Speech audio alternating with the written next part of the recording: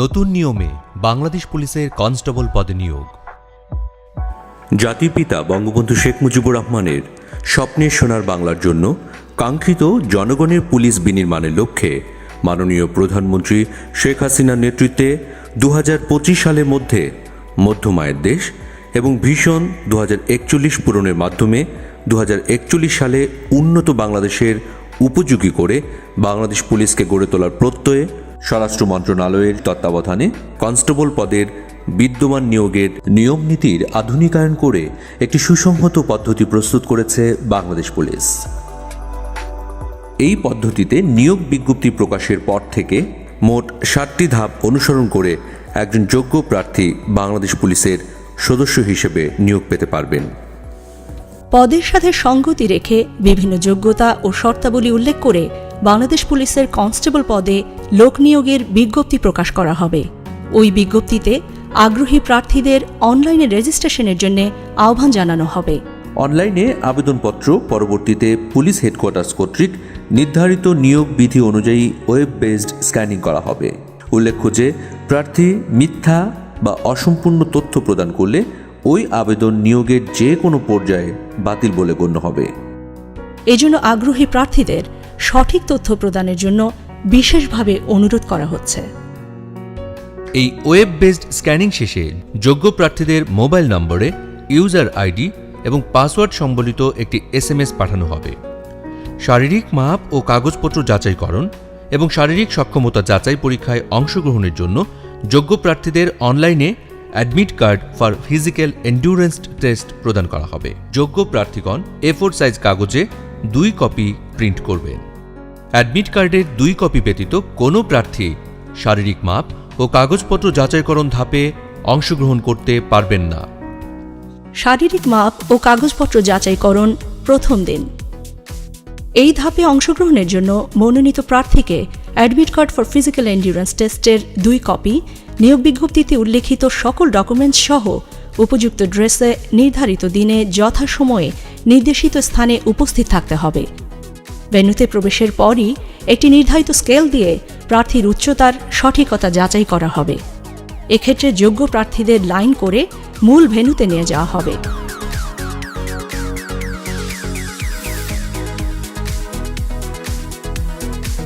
সেখানে বিজ্ঞপ্তিতে উল্লেখিত শর্তানুসারে প্রার্থীদের উচ্চতা, ওজন ও পুরুষ প্রার্থীদের ক্ষেত্রে বুকের মাপ পরিমাপ করা হবে। এরপর প্রার্থীর ডকুমেন্টস যাচাই করা হবে। শারীরিক মাপ ও ডকুমেন্টস যাচাইয়ের সঠিকতা পাওয়া প্রার্থীদেরকে যোগ্য হিসেবে ঘোষণা করে তাদেরকে শারীরিক সক্ষমতা যাচাই বা ফিজিক্যাল এন্ডিউরেন্স টেস্টে অংশগ্রহণের জন্য admit card for physical endurance টেস্টের 1 কপি প্রদান করা হবে। ফিজিক্যাল এন্ডিউরেন্স টেস্টের সময়সূচি প্রার্থীদেরকে জানিয়ে দেওয়া হবে। শারীরিক সক্ষমতা যাচাই পরীক্ষা দ্বিতীয় দিন। শারীরিক সক্ষমতা যাচাই পরীক্ষার জন্য আগত প্রার্থীদের admit card for physical endurance test ও রেজিস্টারে সংরক্ষিত তথ্যাবলী পুনরায় চেক করে ভেন্যুতে প্রবেশ করানো হবে। এক্ষেত্রেও যথাযথ অ্যাডমিট কার্ড ছাড়া কোনো প্রার্থী মাঠে পরীক্ষায় অংশগ্রহণ করতে পারবেন না। আগত প্রার্থীদেরকে ব্রিফিংয়ে অংশগ্রহণ করতে হবে।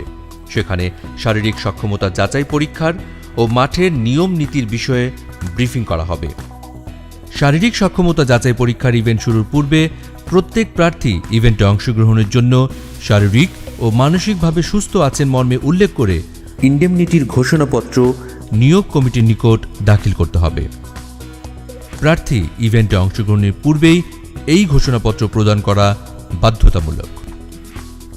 শারীরিক সক্ষমতা যাচাই পরীক্ষা মোট 7টি ইভেন্টের মাধ্যমে অনুষ্ঠিত হবে।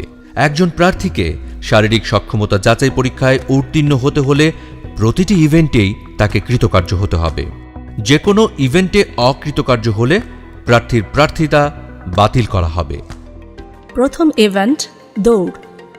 এই ইভেন্টে পুরুষ প্রার্থীদের 200 মিটার দূরত্ব 28 সেকেন্ডে এবং নারী প্রার্থীদের 200 মিটার দূরত্ব 34 সেকেন্ডে অতিক্রম করতে হবে। দৌড় শুরুর পূর্বে প্রার্থীদেরকে দৌড়ের নিয়মকানুন বিষয়ে ব্রিফিং করা হবে। দৌড়ের ক্ষেত্রে প্রার্থীকে চুনের দাগ বা চেক পয়েন্টের পেছনে সিটিং পজিশন নিতে হবে। কোনো প্রার্থী যদি চুনের দাগ স্পর্শ করেন কিংবা হুইসল ব্যতীত দৌড় আরম্ভ করলে সরাসরি ডিসকোয়ালিফাইড হবেন। এই ইভেন্টে উত্তীর্ণ প্রার্থীরাই পরবর্তী ইভেন্টে অংশগ্রহণ করার সুযোগ পাবেন। দ্বিতীয় ইভেন্ট পুশ আপ। এই ইভেন্টে পুরুষ প্রার্থীদের 35 সেকেন্ডে 15টি পুশ আপ ও নারী প্রার্থীদের 30 সেকেন্ডে 10টি পুশ আপ দিতে হবে। ইভেন্ট শুরুর আগেই প্রার্থীদেরকে পুশ আপ ইভেন্টের নিয়মকানুনের বিষয়ে ব্রিফিং করা হবে। পুশ আপে বডি, হেড, ব্যাক পার্ট এবং হিপ একই লেভেলে অর্থাৎ স্ট্রেট থাকতে হবে। হিপ ডাউন থাকবে, হাঁটু সোজা থাকবে এবং কোনো অবস্থাতেই মাটিতে স্পর্শ করবে না। আপ অবস্থায় এলবো স্ট্রেট এবং ডাউন অবস্থায় এলবো বেন্ড থাকবে। আপ থেকে ডাউনে গিয়ে আবার আপে আসলে একটি পুশ আপ কাউন্ট করা হবে। বাঁশি দিলে প্রত্যেক প্রার্থীকে পুশ আপ শুরু করতে হবে। কোনো প্রার্থী উল্লিখিত নিয়মের ব্যত্যয় করলে ডিসকোয়ালিফাইড হবেন। এছাড়াও এরপর নির্ধারিত সময়ের মধ্যে পুশ আপ সম্পন্ন করতে না পারলে প্রার্থী ডিসকোয়ালিফাইড হবেন। এই ইভেন্টে কৃতকার্য হওয়া প্রার্থীগণ পরবর্তী ইভেন্টের জন্য মনোনীত হবেন।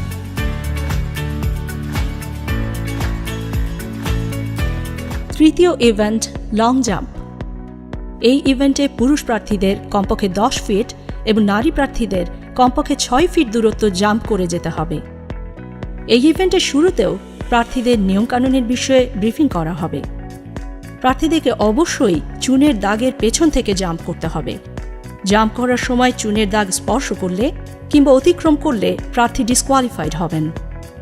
নারী প্রার্থীদের ক্ষেত্রে 6 ফিট এবং পুরুষ প্রার্থীদের ক্ষেত্রে 10 ফিট দূরত্বে মার্কিং ফিতা দেওয়া হবে।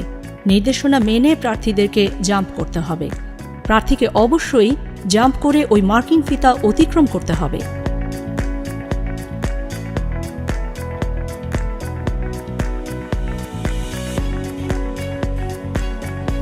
এক্ষেত্রে প্রার্থী মার্কিং ফিতা অতিক্রমে ব্যর্থ হলে ডিসকোয়ালিফাইড হবেন। উল্লেখ্য যে প্রত্যেক প্রার্থী এই ধাপে উত্তীর্ণ হতে সর্বোচ্চ 3 বার করে জাম্প করার সুযোগ পাবেন। চতুর্থ ইভেন্ট হাই জাম্প। এই ইভেন্টে পুরুষ প্রার্থীদের জাম্প করে 3.5 ফিট ও নারী প্রার্থীদের 2.5 ফিট উচ্চতা অতিক্রম করতে হবে। ইভেন্ট শুরুর পূর্বেই প্রার্থীদেরকে ইভেন্টের নিয়মকানুনের বিষয়ে জানিয়ে দেওয়া হবে। ইভেন্ট পরিচালক বাঁশি দিলে প্রত্যেক প্রার্থী দৌড়ে এসে জাম্প করে নির্ধারিত উচ্চতা অতিক্রম করবে। জাম্প করার সময় ক্রসবার স্পর্শ করলে বা ক্রসবার পড়ে গেলে কিংবা জাম্প করার পর প্রার্থী জাম্পিং পিটের মধ্যে না থাকলে ডিসকোয়ালিফাইড হবেন। উল্লেখ্য যে প্রত্যেক প্রার্থী এই ধাপে উত্তীর্ণ হতে সর্বোচ্চ 3 বার করে জাম্প করার সুযোগ পাবেন। এই ধাপে উত্তীর্ণ প্রার্থীরাই কেবলমাত্র পরবর্তী দিনের শারীরিক সক্ষমতা যাচাই পরীক্ষায় অংশগ্রহণ করতে পারবেন। হাই জাম্প ইভেন্টের মাধ্যমেই শারীরিক সক্ষমতা যাচাই পরীক্ষার দ্বিতীয় দিনের কার্যক্রম শেষ হবে। শারীরিক সক্ষমতা যাচাই পরীক্ষা তৃতীয় দিন। শারীরিক সক্ষমতা যাচাই পরীক্ষার তৃতীয় দিনে নির্দেশনা অনুযায়ী প্রার্থীদের যথাসময়ে নির্ধারিত স্থানে উপযুক্ত পোশাকে উপস্থিত থাকতে হবে। তৃতীয় দিনের শুরুতেও প্রার্থীদের ব্রিফিং করে ওই দিনের কার্যক্রমের বিষয়ে অবহিত করা হবে। ব্রিফ শেষে প্রার্থীদের পুনরায় ইভেন্ট স্থলে নিয়ে যাওয়া হবে। পঞ্চম ইভেন্ট দৌড়। এক্ষেত্রে পুরুষ প্রার্থীদের 1600 মিটার দূরত্ব 6 মিনিট 30 সেকেন্ড এবং নারী প্রার্থীদের 1000 মিটার দূরত্ব 6 মিনিটে অতিক্রম করতে হবে। দৌড় শুরুর পূর্বে প্রার্থীদেরকে দৌড়ের নিয়মকানুন বিষয়ে ব্রিফিং করা হবে। দৌড়ের ক্ষেত্রে প্রার্থীকে চুনের দাগ বা টেক পয়েন্টের পেছনে সিটিং পজিশন নিতে হবে। এক্ষেত্রে একই রিদমে দৌড়ে অংশগ্রহণ এবং অনুশীলনের প্রয়োজনীয়তা রয়েছে। এই ইভেন্টে উত্তীর্ণ প্রার্থীরাই পরবর্তী ইভেন্টে অংশগ্রহণ করার সুযোগ পাবেন। ষষ্ঠ ইভেন্ট ড্র্যাগিং। এই ইভেন্টে পুরুষ প্রার্থীদের 150 পাউন্ড ওজনের টায়ারকে টেনে 30 ফুট দূরত্ব এবং নারী প্রার্থীদের 110 পাউন্ড ওজনের একটি টায়ারকে টেনে 20 ফুট দূরত্ব পর্যন্ত নিতে হবে। ইভেন্ট শুরুর আগেই প্রার্থীদের ড্র্যাগিং ইভেন্টের নিয়মকানুনের বিষয়ে ব্রিফিং করা হবে। টায়ারের রশিকে কোমরের সাথে লাগিয়ে সামনের দিকে মুখ করে টেনে নিতে হবে। ড্র্যাগিং শুরুর বাঁশি দিলে প্রত্যেক প্রার্থী ড্র্যাগিং শুরু করবেন। এক নাগারে ড্র্যাগিং করতে হবে। এক্ষেত্রে যদি কোনো প্রার্থী বসে পড়েন কিংবা থেমে যান কিংবা নিজের ট্র্যাকের বাইরে টায়ার নিয়ে যান তাহলে প্রার্থী ডিসকোয়ালিফাইড হবেন। এছাড়াও দূরত্ব অতিক্রমে ব্যর্থ হলেও প্রার্থী ডিসকোয়ালিফাইড হবেন।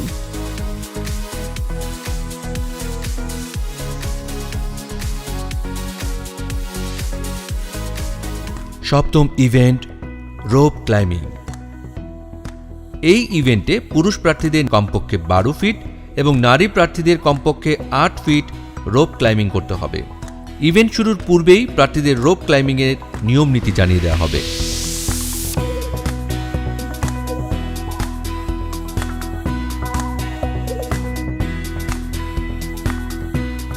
বাঁশি দিলে প্রার্থীরা রোপ ক্লাইম্বিং শুরু করবেন। প্রার্থী নির্ধারিত উচ্চতায় উঠতে ব্যর্থ হলে প্রার্থী ডিসকোয়ালিফাইড হবেন। এই ইভেন্টে উত্তীর্ণ প্রার্থীরা ফিজিক্যাল এন্ডুরেন্স টেস্টে চূড়ান্তভাবে নির্বাচিত বলে ঘোষিত হবেন। অতঃপর তাদেরকে সারিবদ্ধভাবে নারী ও পুরুষ কোটাভিত্তিক আলাদা আলাদাভাবে দাঁড় করানো হবে। তাদের তথ্যাদি পূরণের জন্য ফর্ম সরবরাহ করা হবে। পূরণকৃত ফর্ম, ফিজিক্যাল এন্ডুরেন্স টেস্টের কার্ড, সার্টিফিকেট, পাসপোর্ট সাইজের ছবি এবং অফেরতযোগ্য ব্যাংক চালান, বিজ্ঞপ্তিতে উল্লিখিত সকল ডকুমেন্ট সংগ্রহ করে পুনরায় যাচাই বাছাইপূর্বক উপযুক্তদের ডকুমেন্টস রিজার্ভ অফিসের হেফাজতে রেখে নিয়োগ বোর্ড সভাপতির স্বাক্ষরিত লিখিত পরীক্ষাসহ অন্যান্য সকল পরীক্ষার জন্য প্রবেশপত্র ইস্যু করা হবে। পরবর্তী সময়ে উত্তীর্ণ প্রার্থীকে বাংলা, ইংরেজি, সাধারণ গণিত ও সাধারণ বিজ্ঞানের ওপর 45 নম্বরের লিখিত পরীক্ষায় অংশগ্রহণ করতে হবে। লিখিত পরীক্ষায় উত্তীর্ণদের 15 নম্বরের মনস্তাত্ত্বিক ও মৌখিক পরীক্ষায় অংশগ্রহণ করতে হবে। এরপর লিখিত পরীক্ষা, মনস্তাত্ত্বিক ও মৌখিক পরীক্ষার নম্বরের উপর ভিত্তি করে বিজ্ঞপ্তিতে উল্লিখিত কোটা অনুসরণ করে জেলাওয়ারি মেধাক্রম তৈরি করে প্রাথমিকভাবে প্রার্থীদের নির্বাচন করা হবে। প্রাথমিকভাবে নির্বাচিত প্রার্থীদের পুলিশ ভেরিফিকেশন ও স্বাস্থ্য পরীক্ষা সম্পন্ন করে চূড়ান্তভাবে প্রশিক্ষণে অন্তর্ভুক্তকরণ করা হবে। এভাবেই একজন উপযুক্ত প্রার্থী বাংলাদেশ পুলিশে কনস্টেবল পদে নিয়োগ পাবেন।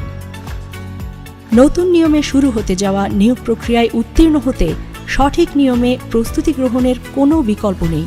তাই আগ্রহী প্রার্থীদের সঠিক নিয়মে শারীরিক সক্ষমতা যাচাই পরীক্ষার প্রস্তুতি নেওয়ার জন্য বিশেষভাবে অনুরোধ জানানো হচ্ছে। আপনি কি সৎ? আপনি কি সাহসী? আপনি কি দেশের জন্য যে কোনো চ্যালেঞ্জ গ্রহণে সক্ষম?